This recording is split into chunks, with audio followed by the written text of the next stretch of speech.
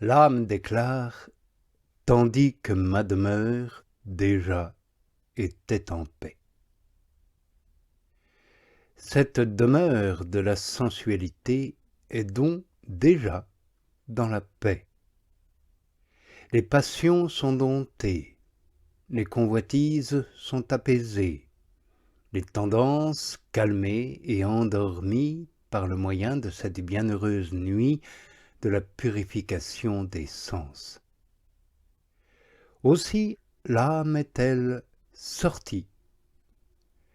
Elle commence à entrer dans cette voie de l'esprit qui est celle de ceux qui avancent ou sont déjà avancés et qu'on appelle encore voie illuminative ou voie de contemplation infuse. C'est là que Dieu nourrit l'âme de lui-même et la sustente sans qu'elle y contribue par des raisonnements, une coopération active ou une industrie quelconque. Telle est, comme nous l'avons dit, la nuit et la purification des sens.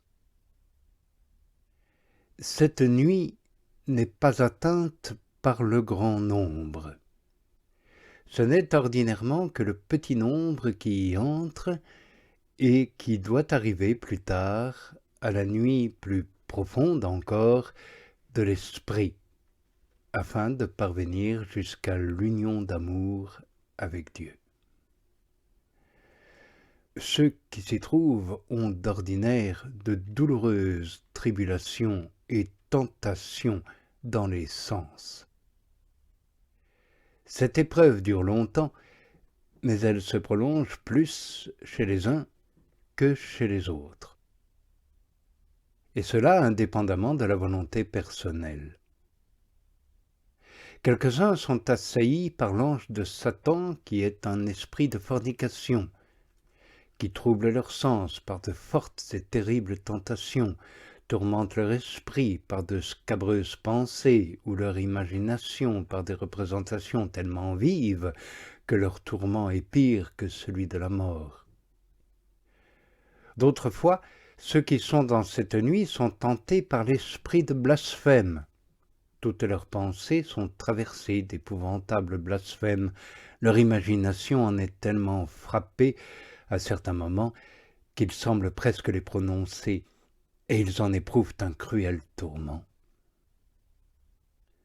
D'autres fois, ils sont assaillis d'un autre esprit abominable qu'on appelle esprit de vertige, et dont le but n'est pas de porter au mal, mais de mettre à l'épreuve.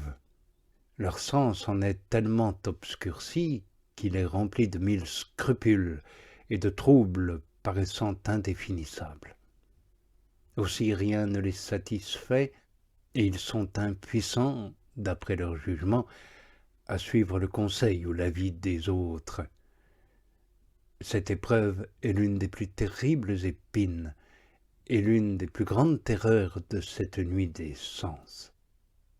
Et elle se rapproche beaucoup des tourments de la nuit de l'esprit. Oui, telles sont les tempêtes et les épreuves que Dieu envoie ou permet d'ordinaire dans cette nuit et purification des sens à ceux qu'il doit introduire plus tard dans l'autre nuit, bien que tous n'y arrivent pas. C'est quand ils sont éprouvés, souffletés, qu'ils exercent, se préparent et façonnent les sens et les puissances à l'union de la divine sagesse où ils seront admis. Car si l'âme n'est pas tentée, éprouvée par les peines et les chagrins, ces âmes n'arriveront pas à cette sagesse. Voilà pourquoi le sage a dit « Celui qui n'a pas été tenté, que sait-il ? Celui qui n'a point d'expérience connaît peu de choses. » Cette vérité nous est encore bien démontrée par Jérémie quand il nous dit « Tu m'as châtié, Seigneur, et j'ai été instruit. » Oui, le châtiment le plus propre à nous introduire dans la divine sagesse consiste dans les épreuves intérieures dont nous parlons.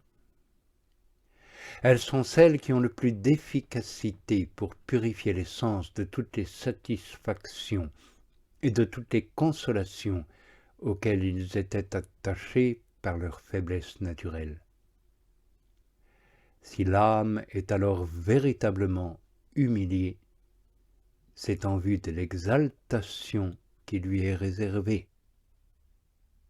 Quant à la durée de ce jeûne ou de cette pénitence des sens, on ne saurait la déterminer.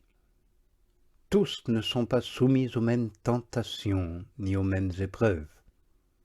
Dieu les mesure, d'après sa volonté, en conformité aux imperfections plus ou moins grandes qu'il y a à déraciner. C'est aussi d'après le degré d'amour où il les veut élever qu'il leur envoie les humiliations plus ou moins profondes et qu'il les éprouve plus ou moins longtemps. Néanmoins, la purification de ceux qui sont forts et plus capables de souffrir est plus intense et plus rapide.